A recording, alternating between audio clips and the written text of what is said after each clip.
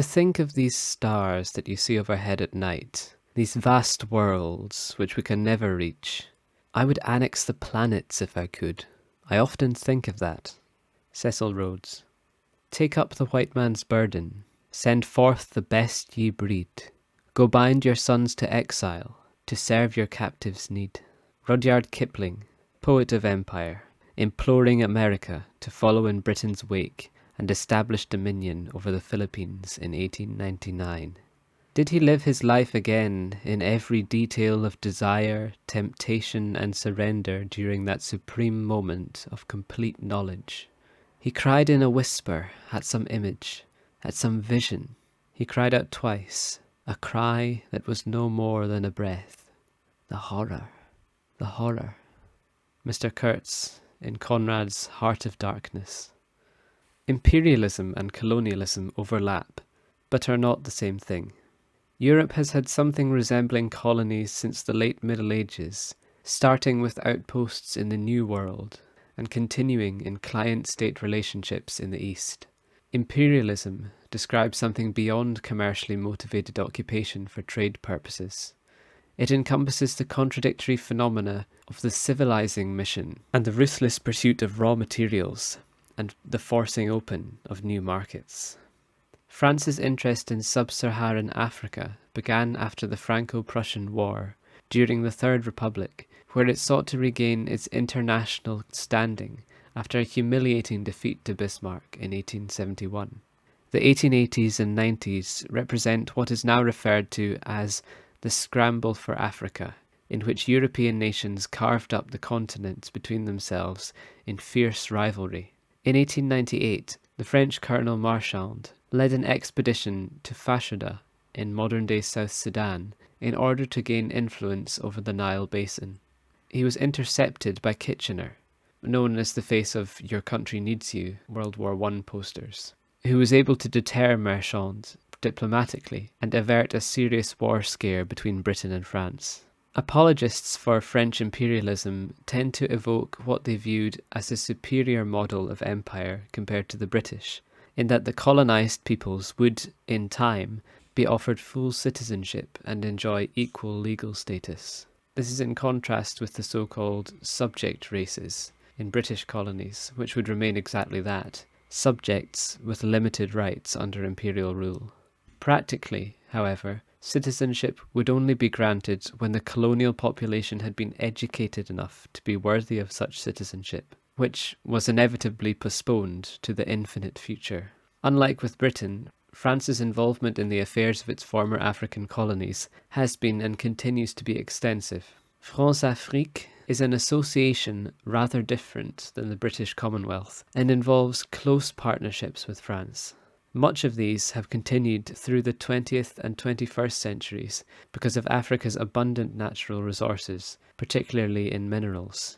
In practice, this means the courting of dictators who preside over impoverished populations. France has also recently been accused of facilitating the Rwandan genocide of 1994, but a report commissioned by President Macron and published this year found that while France should have broken with the regime sooner, they were not complicit in the systematic killing of Tutsis. At the end of the 19th century, the former Dutch colony of the Cape of South Africa was under British control, occupied by settlers from Britain, while the republics of the Transvaal and Orange Free State lay to the north, inhabited by the descendants of Dutch settlers who called themselves Afrikaners and who were known as the Boers, which means farmers in their language. Gold and diamond deposits were discovered in these Afrikaner territories, attracting the interest of the British to the south, who were eager to seize these valuable resources. Britain declared war and entered into the conflict with great arrogance, but quickly found themselves on the back foot when their strict military drills and obvious uniforms made them easy targets for Boer guerrillas. Correctly identifying that conventional warfare would not progress their cause, the British adopted horrific tactics in order to starve the Afrikaners into submission. Soldiers were ordered to destroy livestock, slaughtering every sheep they came across, and burning crops as they went. The injured pride of the British army was transformed into vengeful cruelty and pillaging. In an attempt to destroy the morale of the Boers, They rounded up civilians and held them in overcrowded facilities with appalling conditions. The world's first concentration camps. A campaign by journalists reporting on the war was successful in discrediting Britain's international reputation by exposing the brutality. Sadly, however, the Boers' cultural processing of the trauma inflicted on the Afrikaner population led to a strong victimhood mentality that entrenched their sense of being an embattled people of superior moral fibre to the indigenous population, resulting in the racist apartheid regime of the 20th century. In 1890, Joseph Conrad was appointed by a Belgian trading company to sail a steamer up the Congo River, a journey to its innermost station, deep in the African interior. It was this first-hand experience of imperialism in Africa that inspired him to write a novella heralded as the dawn of modernism in literature, Heart of Darkness, published serially in 1899. The work concerns itself principally with the white man's perspective of colonial exploitation, and has drawn fierce criticism for its portrayal of the indigenous Congolese, who are denied language by Conrad's pen, and the tale's narrator, Marlowe. The Africans terrify the protagonist because he feels a remote kinship with them. However, the intriguingly ambiguous novella wrestles with the broader question of the circumstances that enable human evil. Conrad asks whether what Lenin called the highest stage of capitalism could perversely lead to barbarism and abandonment to what the antagonist Kurtz calls the horror.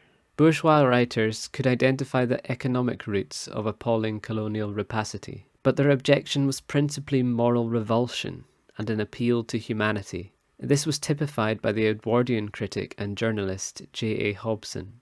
Lenin was inspired by his work, but added his own class analysis to turn-of-the-century world capitalism.